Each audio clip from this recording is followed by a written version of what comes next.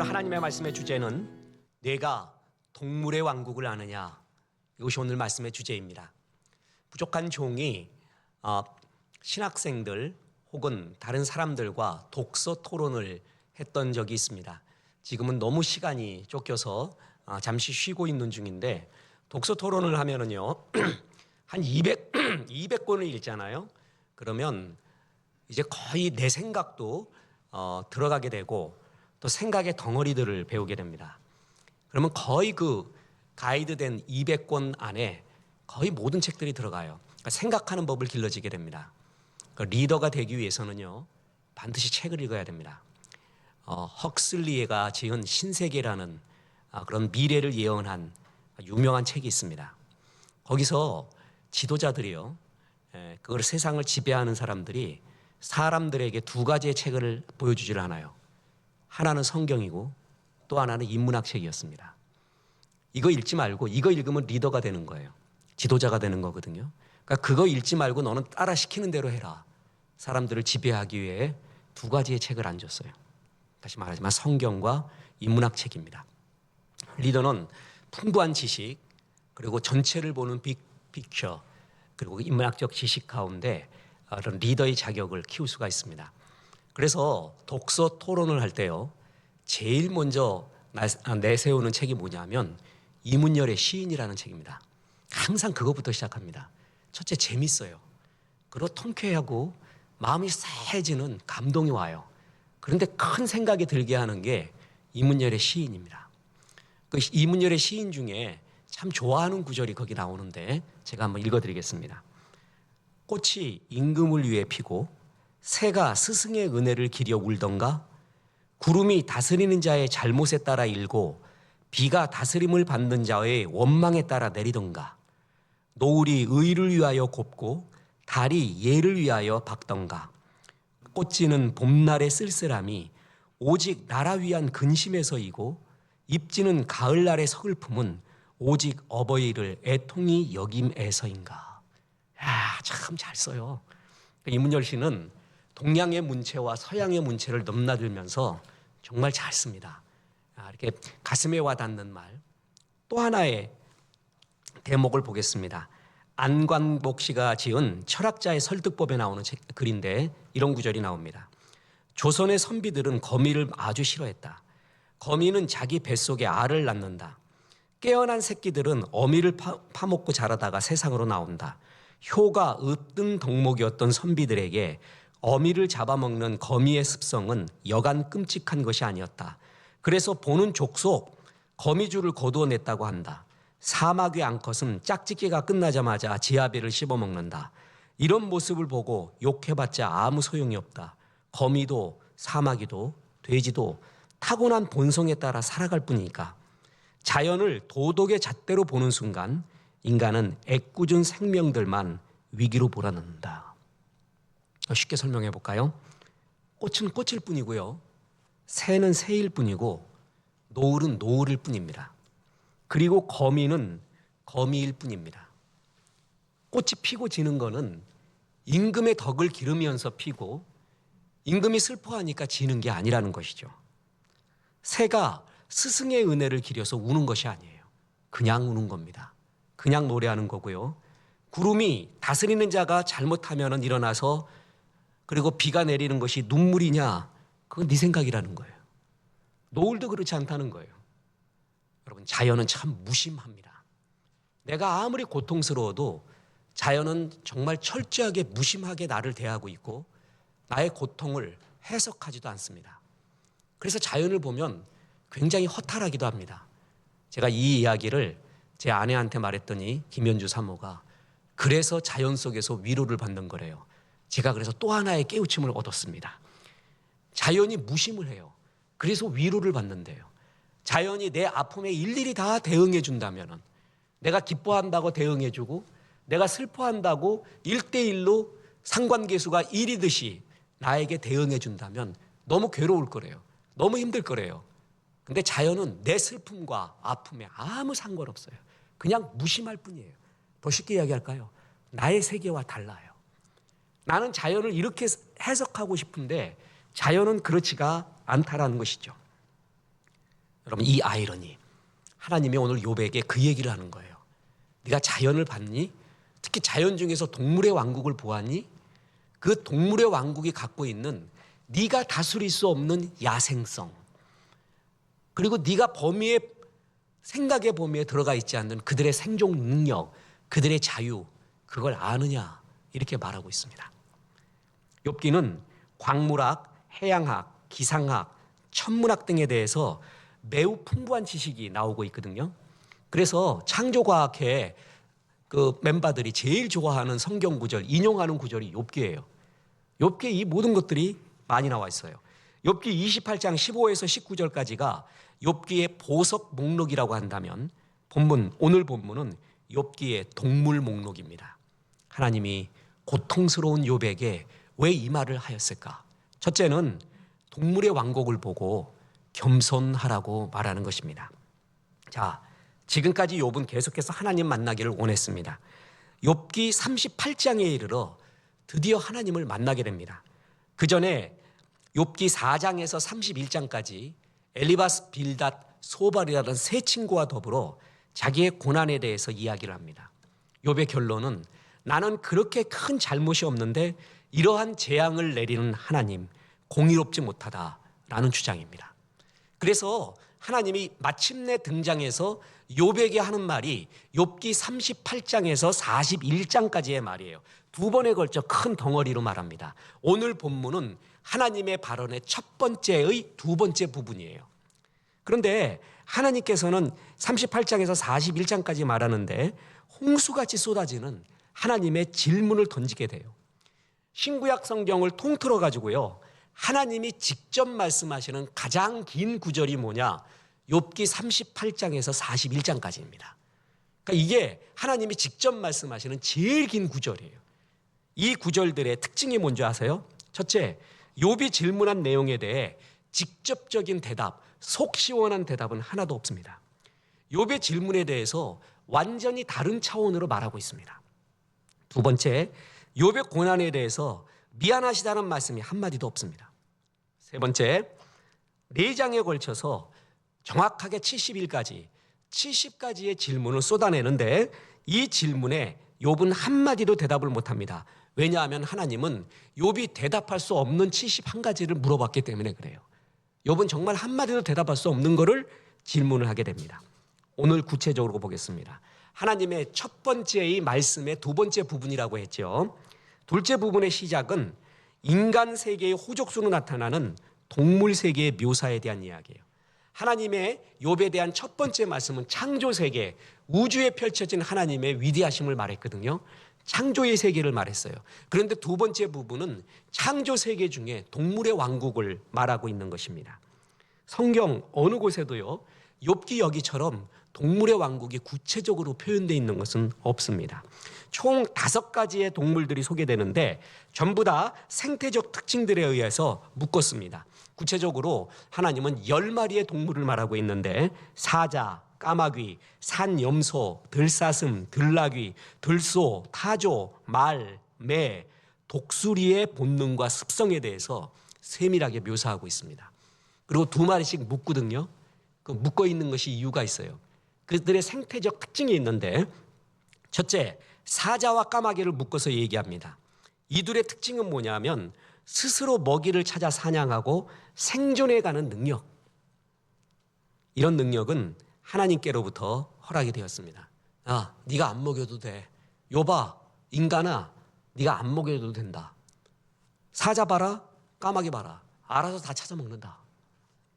사자는 고대 중동이나 이스라엘에서 가장 강력하고 무서운 야생의 약탈자의 개념이에요. 성경에 나오죠? 얘가. 까마귀도 육식성입니다.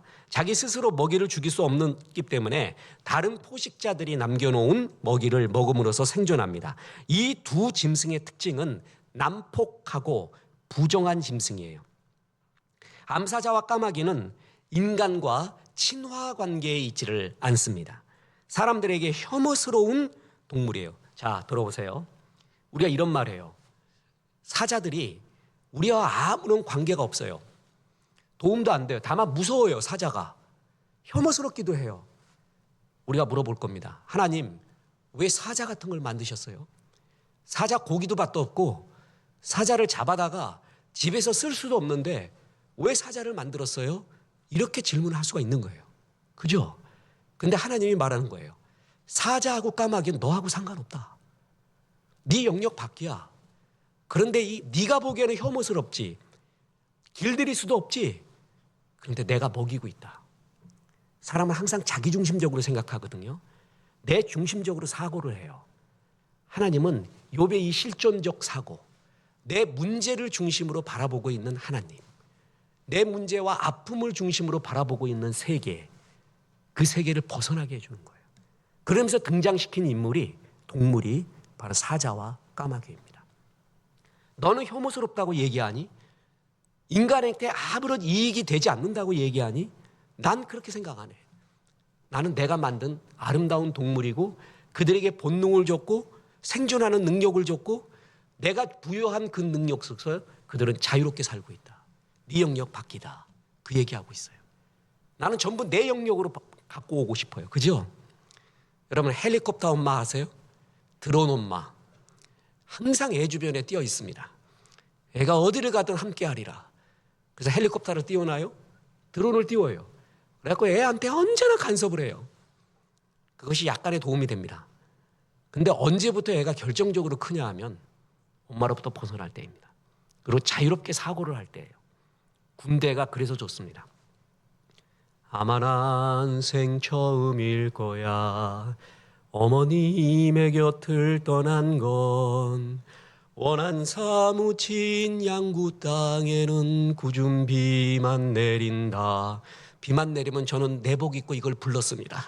그러면은 그냥 군인들이 이렇게 수전해졌어요. 그렇게 좋아요. 엄마 떠나서 생각을 해볼 때, 객관적으로 나를 바라볼 때, 내 실력의 현주소를 보고 내가 정말 멋져 보이려고 샹송 부르고 팝송 부르고 깐소네 불렀는데 사람들한테 먹히지를 않아요. 그냥 음탕한 트로트 부를 때 먹히는 이 세상, 내가 경험하지 못한 걸 경험할 때 그때 커지는 거예요. 욥은 인간은 전부 자기중심적으로 생각해요. 저렇게 혐오스러운 동물을 왜 만들었을까? 저렇게 길들여지지 않는 거를 왜 이렇게 만들었을까? 욥은 그 생각을 벗어나게 해주면서 내가 만들었다. 네 생각을 벗어난 이 자유롭고 무한한 세계라는 것이 있다. 지금 그 얘기를 해주고 있어요. 둘째, 산염소와 암사슴은 새끼를 베고 낳는 생식 능력을 주목하고 있습니다. 새끼가 금방 자라는 거예요. 인간이 의식하든 안 하든 생육하고 번성하라 그랬죠. 하나님이 인간을 갖다 창조하고 난 다음에 생육하고 번성하라, 땅에 충만하라 그랬잖아요. 그게 너한테만 해당되는 거 아니다. 암사슴 봐라, 산염소 봐라. 너희들은 애를 갖다가 10달 동안 배 속에 있고 애 자라는 동안 그렇게 고생 또 하고 키워야 되지. 암사슴은, 산염소는 나오자마자 지가 알아서 살아간다. 생육하고 번성하라, 모든 동물에 다 해당된다. 인간, 욥, 너한테만 해당되는 것이 아니다. 지금 그러면서 그들이 얼마나 잘 자라는가를 보라. 그러면서 임신 기간, 그들의 새끼들의 출생의 환경 이런 것들을 다 말해요. 욥이 알 턱이 있나 이거. 욥은 철저하게 지식의 한계를 거기서 드러내게 됩니다. 하나님은 이러한 동물을 배려하고 보호하고 있다. 그리고 어미는 새끼를 낳아서 기르지만 새끼가 성장하면 어미를 떠나서 자기 삶을 살게 된다. 다시 돌아오지 않는다. 이렇게 자유로운 생태계의 모습, 마음대로 살 수 있는 방식을 허락한 하나님의 섭리. 넌 이런 거 모르지. 하나님이 나는 이런 세계까지 주관하는 동물 세계의 주관자다. 이렇게 말하고 있습니다. 세 번째, 쌍으로서 들나귀와 들소가 있습니다. 이게 중요합니다. 이들은 길들여지지 않는 야생성으로 한 덩어리를 묶은 것입니다. 들나귀 또는 야생 나귀는요, 초원지대와 인적이 없는 지대에 스스로 살고 있습니다. 그리고 이 들나귀와 들소는 무질서한 삶의 표상으로 여겨져요. 지 마음대로 사는 거예요. 특히 야생 나귀는요, 길들이기가 매우 어렵습니다. 그래서 하나님이 이스라엘 또 죄에 빠진 백성들을 가리켜 들나귀 같다 그랬거든요. 정말 길들여지지 않는 거예요. 이것들은 인간의 생활 공간과 대립적인 공간에서 자기 마음대로 삶을 만끽합니다.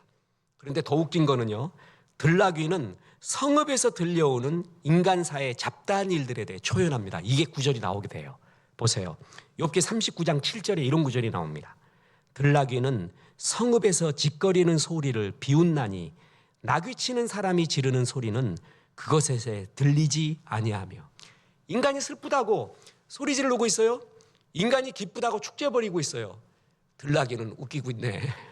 내 귀에는 들리지도 않는데요. 그런데 그런 세계가 있대요. 하나님이 들나귀에게 그런 자유를 줬대요. 그러면서 보세요. 이어지는 8절, 39장 8절에 자신의 먹이가 있는 산을 탐색하고 푸른 풀을 마음껏 다니는 자유가 얘들에게도 있다. 초장 언덕으로 두루 다니며 여러 가지 푸른 풀을 찾느니라. 왜? 너의 슬픔에 꼭 들나귀가 답변해야 되냐? 너의 기쁨에 들나귀와 들소가 박수 쳐줘야 되냐? 상관없다. 너의 기쁨과 슬픔과 상관이 없는, 전혀 상관없는 또 하나의 세계가 있다. 야, 참 저는요, 아무튼 욥기 보면서 지금 저희가 욥기 강의를 하고 욥기를 보고 제가 THM 논문도 욥기로 썼잖아요. 저희 솔직한 표현을 할게요. 한 40% 아는 것 같아요. 전 지금도 잘 모르겠어요. 성경 중에서 어느 부분을 제일 많이 읽었냐 그러면 아마 욥기일 겁니다. 그런데도 지금도 모르겠어요. 어제도 집사람이 욥기에 대해서 한마디 저에게 질문하더라고요. 제가 일부러 질문을 피했어요. 왜 그런 줄 아세요? 모르겠습니다. 그 답변을 모르겠어요. 진짜 모르겠어요. 지금 욥이 하나님 앞에 대답이 뭔지 아세요? 모르겠습니다. I don't know. 정말 모르겠습니다예요. 다 아는 게 아닙니다. 인생 다 알아야 가는 거고 다 풀려야, 알아야 문제가 풀리는 것도 아닙니다. 우리 영역 밖에 있는 하나님의 영역이 있습니다. 목사로서 말이에요. 성도의 어떤 이야기를 들어보잖아요. 그럼 제가 해주고 싶은 말이 있어요. 근데 그 말은 해서 안 돼요. 그 말을 해서는 오해가 풀려요. 이해도 풀려요. 충분히 더 이해할 수 있어요. 근데 어떤 얘기는 해서는 안 됩니다. 그거는 혼자 짊어지고 가야 되는 게 있어요. 근데 다 들려주면 이해를 할 거예요. 왜 그런가 이해를 할 거예요. 근데 이해는 시켰는데 사람이 죽어요. 그때는 참고 있어야 됩니다. 그냥 걸고 매고 있어야 돼요. 한 가지 알아야 되는 거는 내 영역을 벗어난 정말 무한한 세계가 있구나. 욥은 자기 문제가 다인 줄 알았어요. 내 생각이 전부인 줄 알았어요. 근데 하나님은 내 생각과 영역 밖의 이야기를 수없이 말해주고 그들의 자유에 대해서 말합니다. 특히 들소가 나오는데 들소야말로 야생성의 상징입니다. 그래서 욥기 39장 9에서 12절 보세요. 들소가 어찌 기꺼이 너를 위하여 일하겠으며 내 외양간에 머물겠느냐? 내가 능히 줄로 매어 들소가 이랑을 갈게 하겠느냐? 그것이 어찌 골짜기에서 너를 따라 썰매를 끌겠느냐? 그것이 힘이 세다고 내가 그것을 의지하겠느냐? 내 수고를 그것에 맡기겠느냐? 그것이 내 곡식을 집으로 실어오며 내 타작마당에 곡식 모으기를 그것에게 의탁하겠느냐? 들소는요, 참 탐나는 동물이에요. 왜냐하면 힘이 있습니다. 저 힘을 인간이 이용하면 얼마나 좋을까 하고 들소는 쳐다보면서 계속 그 얘기해요. 사람들은. 그런데 들소의 특징이 뭐냐면 길들여지지 않습니다. 자기 마음대로 그 힘 갖고 지 마음대로 살아가고 있어요. 그래서 인간은 들소를 생각하면서 머릿속에 이렇게 돼요. 저놈을 잡아와 갖고 콧뚜레를 뚝 뚫고 그 뒤에다가 멍에를 씌우고 밭을 갈게 하고 집 나르게 하고 얼마나 좋을까? 쟁기 갈게 하고 씨 뿌림과 수확할 수 있도록 만들고 얼마나 좋을까? 들소 보고 계속 그 생각하는데 하나님은 그걸 허용하지 않아요. 그 좋은 힘 갖고 자기 위해 살아가요. 싸우면서 말해요. 인간 중심으로 생각하면 해악스러운 동물이 있어요. 저 동물은 없으면 좋겠어요. 의미 없는 동물이 있고요. 그리고 굉장히 부럽지만 내가 길들일 수 없는 동물 세계가 또 있어요. 이것이 전부 하나님의 세계였다는 거예요. 인간 너하고 상관없다. 동물의 세계를 보고 겸손해라. 네 소나기에 있지 않다. 네 소나기에 있지 않는 네 실존 밖에 있는 이 세계를 하나님은 내가 지키고 보호하고 다스리고 있다. 계속 말했잖아요. 하나님 정의롭습니까? 하나님 다스리고 있습니까? 그래, 다스리고 있다. 네가 모를 뿐이야. 지금 그 이야기를 하고 있습니다. 오늘 본문은 여기까지 나오는데요. 뒤에 본문은 타조와 말, 매와 독수리가 나오거든요. 이들을 말할 때는요, 인간보다 이들이 뛰어나다는 점을 부각해서 말합니다. 야, 인간 세계보다 나아 얘네들이. 타조와 전쟁의 말을 봐라. 스피드와 용맹에서 사람을 앞지른다. 타조, 세상에서 말보다 빨라요. 이 빠름을 누가 줬느냐? 말, 전쟁에서 용맹스럽고 죽기를 각오하고 뛴다. 사람들은 약 먹기 전에는 그렇게 못한다. 말은 약 안 먹어도 그렇게 한다. 뛰어가서 죽는다. 니들보다 낫다. 그 얘기하고 있어요. 뿐만 아니라 매와 독수리를 아느냐? 높은 곳에 둥지를 들고 낭떠러지에 집을 짓고 있다. 인간의 지혜를 넘어선다. 제가 오늘 내셔널 지오그라피를 봤는데요. 독수리만 연구했던 학자였습니다. 독수리는 일부 일처제래요. 가족을 소중히 여긴대요. 아주 낭떠러지에 산꼭대기에 집을 짓는데요. 그러니까 누구도 못 온대요. 근데 그 집을 연구해 봤더니 140년 동안 가문 대대로 내려오는 집이래요. 그러니까 이 독수리가 죽고 새끼 독수리가 거기서 살고 그 새끼 손자가 또 거기서 살고 그래서 140년이더래요. 대단하더라는 거예요. 이해할 수 없어요. 동물들이 자기 새끼를 좋아하면서 한 곳에서 정착을 해서 140년을 그 산꼭대기에서 살고 있어요. 상상이나 해봤냐고요. 상상이나. 이해할 수가 없습니다. 이 세계가 있다. 인간이 아직 능력이 부족한 욥기의 그 당시 고대 근동 사람들은 날 수 있는 능력을 가진 새들을 보면요, 그 능력이 굉장히 부러울 거예요. 하나님은 동물 세계의 무심함, 길들여지지 않음 플러스 인간보다 나은 점들을 딱 부각시켜줘요. 이런 거 아니야.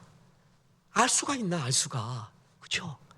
하나님은 자꾸 이렇게 욥의 실존 밖의 일들을 자꾸 말하고 있어요. 계속 반복해서 말하고 있어요. 71가지의 질문이 전부 이런 것이에요. 욥은 마침내 회개를 해요. 내가 알지 못하고 떠들었습니다. 내가 부분에만 반응했습니다. 하나님이 전체를 쥐고 있는데 난 부분만 갖고 퍼즐 한 조각만 갖고 설쳐냈습니다. 욥의 회개는 자기가 알지 못했던 하나님의 세계, 그걸 인정하는 회개예요. 그럼으로써 문제가 해결되게 해요. 그건 뒤에 가서 계속 봅니다. 동물의 왕국을 보며 너는 겸손해라. 네 중심으로 돌아가는 것이 아니다. 여러분 이걸 느낄 때 오히려 자유롭습니다. 정말 무심한 거 보잖아요. 우리 댕댕이 알잖아요. 댕댕이가 왜 좋냐면 이것이 무심해요. 그 세계가 주인이 물론 좋으면 좋아하고 뭐하고 하지만요, 내가 정말 슬프거든요. 같이 울어줘야 되는데 이건 웃어. 이것이 웃고 꼬리 흔들고 좋아해요. 그러니까 그거 보고 허탈하지만 그거 보고 즐거운 거예요. 차라리 무심한 세계가 나에게 굉장히 즐거움을 줍니다. 기쁨을 주기도 해요. 우리 집 개판이라 그랬죠. 사도를 길렀어요. 12사도 12마리 기른 적이 있었습니다. 옛날에. 변견하고 진돗개의 차이를 알겠어요. 비가 오는 날 막 주인이 오잖아요. 그러면 변견은 뛰어듭니다. 그 진흙탕 물로. 그래서 죽도록 맞아요. 근데 왜 맞는지를 몰라요, 얘는. 근데 진돗개는 뛰어들질 않아요. 이렇게 쳐다봐요. 그리고 쓱 같이 가요. 그리고 옆에 같이 앉아요. 진돗개 정말 사랑스러워요. 개 기른다면 그런 통용이 되는 진돗개가 좋아요. 주인의 슬픔을 알아요. 그리고요, 주인한테 혼나잖아요. 그럼 맛있는 거 줘도 안 먹어요. 이러고 쳐다보다가 주인이 괜찮아 하고 쓰다듬어 주잖아요. 그럼 그때 먹어요. 그 진돗개는 통해요. 근데 변견은 맞으나 안 맞으나, 주인이 슬프나 뭐하나, 밥 주면 좋아하고 그냥 난리 부르스하고. 근데 어떨 때는 진돗개보다도 변견한테 위로를 받아요. 왜냐하면 정말 내 생각과 실존과는 다른 놈이야, 이놈이. 그 무심한 놈을 보니까 오히려 위로를 느끼기도 해요. 참 희한하지 않습니까? 나는 슬퍼 죽겠는데 자연은 변함없이 노을이 져요. 아침이 돋아나요. 꽃이 피어요. 꽃아 제발 피지 마라. 나 꽃 피면 더 외롭다. 그런데도 피어버려. 야, 날 위해 정말 꽃아 조금만 며칠만 더 기다려다오. 그래도 그냥 바로 져버려 그날. 나하고 상관없어요. 굉장히 무심한 세계예요. 그렇죠? 꽃은 임금의 덕을 기리기 위해서 피지도 않아요. 비가 내리는 건 슬퍼서 내리는 것도 아니에요. 내가 슬퍼서 내린다고 내가 말한 거지. 달이 무슨 언약을 맺어줘. 달은 돌덩이란 말이야. 이 무심함의 세계가 화탈을 주기도 하고 위로를 주기도 한다. 욥에게 무심한 너의 영역과 다른 이런 세계를 던져주고 있습니다. 언젠가 안 믿는 사람이 많은 곳에서 욥기의 이 부분을 강해를 했어요. 붕해에 이런 이야기를 합니다. 붕해 때 안 믿는 사람 많을 때 공감이 되게 중요하거든요. 근데 욥의 고난 같은 건 공감을 많이 일으켜요. 이런 얘기를 했더니 역시 반응 오는 사람들이 있어요. 인문학적 사고를 하거나 생각 많이 했던 사람, 그리고 일면 교만했던 사람. 뭐냐면 성경은 너무 얕어. 내가 하고 있는 철학이 참 깊어. 문학이 참 깊어. 이런 생각 갖고 있었던 사람들이 욥기의 기품의 세계를 보잖아요. 그러면 정말 대단하구나 라는 거를 공감을 느껴오는 걸 봐요. 하나님이 욥의 문제를 대처하고 해결해 주는 하나님의 방법. 71가지의 질문. 내 세계를 벗어난 질문. 무심한 세계. 네가 이걸 아느냐? 그걸 질문했어요. 오늘 말씀의 결론이 뭡니까? 하나님의 다스림, 섭리를 믿으라라는 것이에요. 동물의 왕국 보고 너는 겸손해라. 그리고 하나님이 널 다스리지 않는다고, 네 문제에 답변을 하지 않는다고 말해왔지 이제껏. 아니야. 다 보고 있어. 하나님의 섭리. 네 방식대로 응답하지 않을 뿐이지 나는 이미 다 섭리하고 있고 네 생각 밖에 있는 것도 다 다스리고 있다. 그래서 하나님의 다스리심, 하나님의 섭리를 인정하라. 그것을 믿고 살라라는 거예요. 사람마다 글을 읽으면 느낌이 다르죠.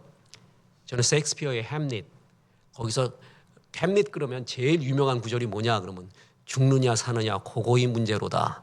이 구절을 많이 얘기해요.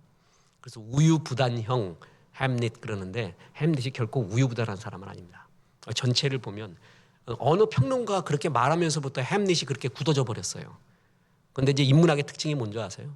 그렇게 말해라. 난 그렇게 생각 안 한다. 그건 나의 논리, 그걸 볼 때 내 생각의 근육, 그런 게 인문학적 창조력이거든요. 저는 햄릿을 보면서 제일 통쾌했던 구절이 있습니다.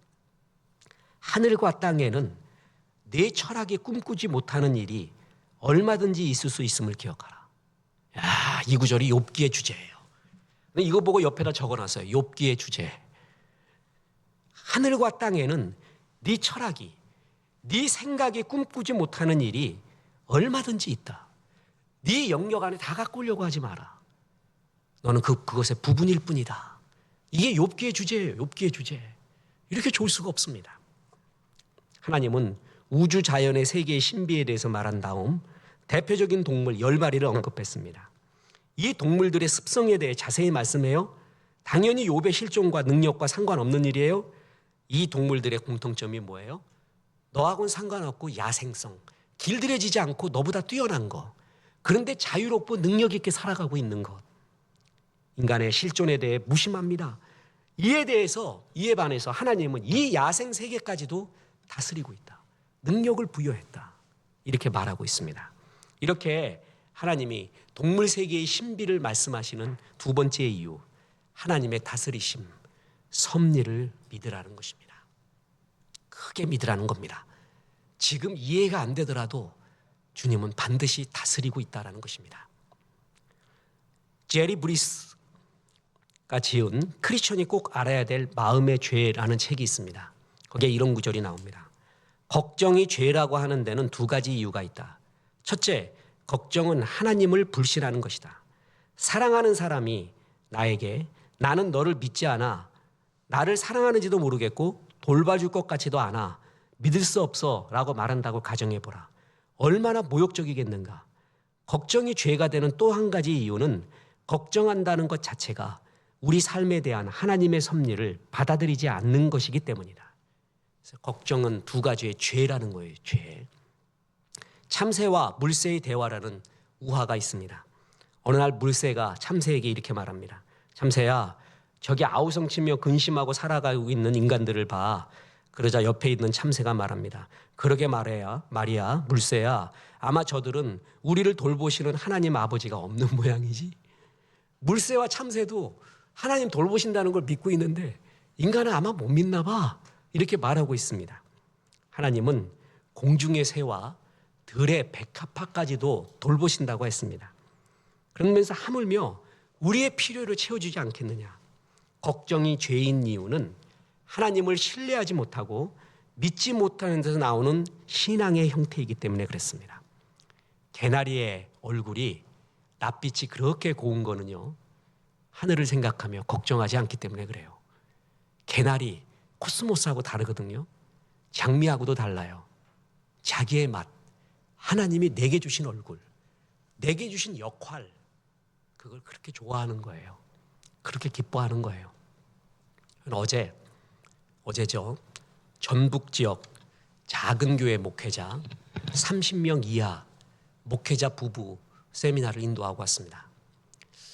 그렇게까지 생각을 못했는데 세미나 인도하러 서는 순간에요, 가슴에서부터 뜨거운 게 올라와요. 너무 자랑스럽고 이분들이 그야말로 이름 없고 빚도 없이 목회하는 분들이거든요. 정말 많이 모였어요. 그래서 참 좋은 일을 한다. 후원금 모으는 행사가 아니라 이들에게 나누어 주는 행사. 그래서 많은 도움도 필요하고 먹여주고 사장님이 도네이션을 해서 먹여줘요. 푹 재워줘요. 사모님 마음껏 주고 토종닭 사업하는 분이 한 가정, 한 교회에 4마리씩 토종닭을 줘요. 그리고 뭐 사과도 주고, 우리 교회는 사과를 줬습니다. 사과도 주고 뭘 주고 책도 나눠주고 목회자들이 힘을 주고 용기를 주는 거예요. 그래서 우리는 행복한 목회자입니다 라는 주제로 설교를 계속했습니다. 하면서도 내가 부끄럽고 이들이 자랑스럽고 결론이 있었어요. 마지막 1, 2, 3 왜 작은 교회 목회자가 행복한가? 그 얘기를 할 때 저희 상을 이미 받았느니라. 그 구절이 신약 성경에 7번인가 나옵니다. 너희는 기도할 때 큰 소리로 대포 기도하지 마라. 이미 상 받았다. 구제할 때 티내지 마라. 그러면 이미 상 받았다. 금식할 때 이미 상 받았다. 이미 상 받았다라는 구절들이 많이 나오거든요. 제가 목회가 뭡니까? 어떻게 해야 부흥합니까? 라고 물었던 때가 있습니다. 그래서 처치 그로스, 교회 성장에 대한 관심 속에 세미나를 다녔습니다. 목회 초창기 때요. 근데 어느 날 그 사건 이후로 다시는 안 갑니다. 그때 그 유명한 H 목사님이, 그리고 그때 기라성 같은 목사님들이 여기에 다 있었습니다. 그러면서 하는 말이, 개척교회, 작은 교회 목회자 여러분, 저는 당신들이 정말 부럽습니다. 그래요. 참, 저는 그분을 알고 있거든요. 그분은 엘리사 같은 기적은 행하지 않는 분이에요. 근데 침례 요한과 같이 진실이 있는 분이에요. 요한은 아무 기적도 행하지 않았으나 그가 말하는 것은 참이더라. 요한의 말을 다 믿었어요. 그 사람의 말은 진짜였어요. 진실의 힘을 갖고 있었던 사람이거든요. 그래서 저 말이 뻥이 아니구나, 멘트용이 아니구나, 선물용 멘트가 아니구나라는 걸 느꼈어요. 직감을 했어요. 그런데 그러면서 이렇게 얘기해요. 저는 여기 있는 L 목사, O 목사, 무슨 목사는 하나님 앞에 상이 없습니다. 너무 칭찬을 많이 들었습니다. 어떤 목사 설교 잘한다고 내 칭찬 듣고, 어떤 목사 제자 훈련 잘한다고 내 칭찬 듣고, 어떤 목사 어떤 의식 있다고 내 칭찬 듣고. 내가 한번 아팠는데, 이제 그 목사님 표현해, 아팠는데 거짓말 한번 안 보태고 반 트럭으로 약이 옵디다. 내가 목사요. 나는 하나님 앞에 상이 없습니다. 우리 다 부끄럽습니다. 이미 하나님께 받을 상을 사람들한테 다 받았습니다. 그러면서 우리에게 상이 남아있다면 은퇴한 후에 이름 없고 빚도 없는 선교지에 가서 죽어버리는 겁니다. 아무도 모르게, 아무도 기리지 못하게 순교해버리는 게 우리가 남아있는 그러한 상급입니다. 그러면서 이제 이분들 보고 그래요 안 그래요? 그랬더니 아멘 그러더라고. 그 카리스마 아세요? 그 진실함. 전 그때 참 좋은 목자를 봤어요. 참 진실된 조국교회의 선한 목자를 봤어요. 가슴이 정말 뭉클했어요. 이제껏 그렇게 뭉클한 적이 별로 없었어요. 근데 목사가 은혜 받으면 아멘 해야 되잖아요. 일어서서 박수를 쳤다니까. 웃음내다 그러면서 천국에서 지옥까지 박수를 쳤어요. 너무 감동돼서. 그 다음에 한 번도 안 갔어요. 이제 처직으로서 내게 주어진 거, 하나님이 내게 하라고 한 거, 그에 충실하자. 부흥은 목사의 영광입니다. 동시에 우상입니다. 두 가지의 양날의 칼이에요. 참 영광스러워요. 부흥돼야 할 말이 있어요. 그죠? 근데 부흥은 우상입니다. 모든 걸 부흥에 초점 맞춰요. 진짜 목회를 못해요. 선한 목자가 안 될 수도 있어요. 참 많은 생각을 합니다. 그러면서 내가 이때껏 생각하는 목사님 말고 저런 분도 계시는구나. 또 저런 의식으로 조국교회에 함께 섬기고 있는 분도 있구나. 그 얘기를 해줬어요. 그 개척교회 목사님들에게. 아니나 다를까 좋아하십니다. 내가 모르는 영역이에요. 이들이 여기서 목회하고 있는 게 뭘 하고 있는지 모르겠어요. 근데 한국교회가 지탱되고 전 세계가 섭리 가운데 지탱되고 있는 것이 이분들의 이름 없고 빛도 없는 기도 때문일 수도 있다. 내가 열심히 한 것도 있지만 그 영역을 벗어난 내 생각 밖에서 이렇게 하고 있는 분들의 힘일 수도 있다. 그게 느껴지더라고요. 정말 뭉클했어요. 그리고 작은 교회가 이런 분들에게 소스를 제공해주고 뭘 줄 수 있다라는 것, 정말 복의 통로가 될 수 있다는 것이 얼마나 기쁜 일인가, 얼마나 좋은 일인가라고 느꼈습니다. 사람은 많이 봐야 돼요. 만나고 느껴야 되거든요. 그래서 자기가 얼마나 우물한 개구리인가, 얼마나 이것밖에 모르고 그게 다라고 생각하는가, 이것에서 벗어나야 돼요. 욥은 고난당할수록 전부 내가 다 한 줄 압니다. 내 고난이 다 한 줄 알았어요. 하나님 완전히 욥의 고난에는 한마디도 말 안 해주면서 완전히 다른 세계, 그걸 계속 보여주면서 욥에게 겸손을 이끌어냅니다. 이것까지 다스리고 있는 하나님이니까 욥, 너를 지키지 않겠느냐, 너를 다스리지 않겠느냐. 그래서 하나님의 다스림, 섭리하심, 그걸 믿는 거예요. 하나님의 섭리를 믿는다라는 게 뭐냐면 그게 큰 그림, 이른바 빅피처를 그리면서 산다는 거예요. 모든 것이 합력하여 선을 이룬다. 그것처럼 하나님의 섭리를 나타내는 게 없거든요. 지금은 나에게 해가 되는 것 같다, 문제가 되는 것 같지만 결국 하나님이 마지막 코스, 최후 승리, 합력하여 퍼즐을 맞춰가면서 나를 만들어가고 있다. 이걸 크게 믿는 거예요. 그림을 그릴 때 말이에요. 전위 예술가들은 찍고 부시고 야단 부르스를 합니다. 그때 그 미술 작품이 왜 나를 찢으세요? 왜 나를 접으세요? 왜 나를 갖다가 쪼으세요? 부부는 너무 싫어요. 근데 마침내 그게 다 끝나고 난 다음에 보잖아요. 그러면 멋진 작품이 완성되어 있습니다. 내가 지금 왜 이러는지는 모르겠어요. 왜 이런 고난과 어려움이 있는지 모르겠어요. 그러나 크게 믿어요. 하나님 안에 있는 나는 합력하여 선을 이룬다. 반드시 선을 이루고 하나님의 위대한 작품을 만들어간다라는 것을 크게 믿는 거, 그게 하나님의 섭리에 대한 인정입니다. 마라톤은 49.19km를 뛰어야, 완주해야 이기는 거예요. 그거를 마음에 품고 있는 사람은요, 100m 나보다 앞서 달려가는 사람한테 마음 안 씁니다. 100m 처진 사람을 교만하게 쳐다보지도 않아요. 42.19km가 가슴에 있어야 돼요. 큰 그림이 가슴에 있어야 돼요. 그리고 지금의 일은 그 큰 그림 가운데 퍼즐의 한 조각이다. 그래서 이거를 하나님이 맞춰가서 결국은 그림을 그리고 있다. 이 섭리하심을 크게 믿어야 됩니다. 그럴 때 오히려는 하루하루의 일에 충실하고 감사할 수 있고, 거기에 너무 슬퍼하거나 너무 기뻐하지도 않고 굉장히 의연할 수가 있습니다.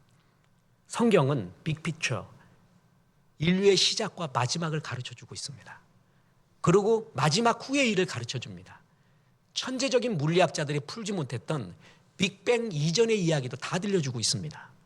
욥기에 보세요. 그때 천지 창조를 할 때요, 아니 에덴 동산이 만들어지기 전에 온 세상은 천사들이 노래를 했던 찬양의 덩어리였대요. 이걸 어떻게 상상할 수 있겠습니까? 이 모든 것을 가르쳐주는 하나님, 큰 그림을 보여주는 하나님, 예배 때마다, 성경 공부 때마다 그 큰 하나님의 섭리와 그림을 그리는 거예요. 가슴속에 새기는 거예요. 그럴수록 크게 바라봅니다. 작은 일에 너무 매이지 않습니다. 그러면서 그 작은 일에 충실할 수가 있습니다. 하나님은 욥에게 정말 큰 세계를 보여줍니다. 그리고 네가 얼마나 작은 존재인가를 보여줍니다. 그 큰 세계를 만든 하나님의 위대하심을 보여줍니다. 그래서 그 하나님을 신뢰하라. 하나님의 섭리를 믿으라. 그러니까 욥은 할 말이 없었어요. 그 70일가지의 질문 앞에서 모르겠습니다. 내가 아는 척했습니다. 하나도 모르는 일인데 알고 있다고 믿었습니다. 하나님의 더 크심을 인정하는 그 고백 가운데 문제가 풀리게 됩니다. 자, 하나님의 이 섭리. 그래서 오늘 동물의 왕국, 네가 동물의 왕국을 아느냐? 너의 필요에 따라 움직이지 않는 동물들의 세계, 그러나 자유롭고 무한하고 자기 마음대로 살아가고 있는, 어찌 보면 인간의 세계보다 더 무한한 능력으로 살아가고 있는 그 세계를 네가 아느냐? 이 얘기를 해주면서 겸손하라. 하나님이 이것까지 다스리니까 하나님의 섭리를 크게 믿어라. 욥에게 서서히 이렇게 접근해 가고 있습니다. 예배 때마다 큰 그림 보십시오. 성경 공부 때마다 큰 그림 보십시오. 독서를 하면서 큰 그림들을 그려보십시오. 많은 사람을 간접 체험해 보십시오. 좋은 사람 됩시다. 복의 통로돼서 많은 영혼을 주 앞으로 인도하는 데 쓰임받는 복의 근원 되시기를 주 예수의 이름으로 축원합니다.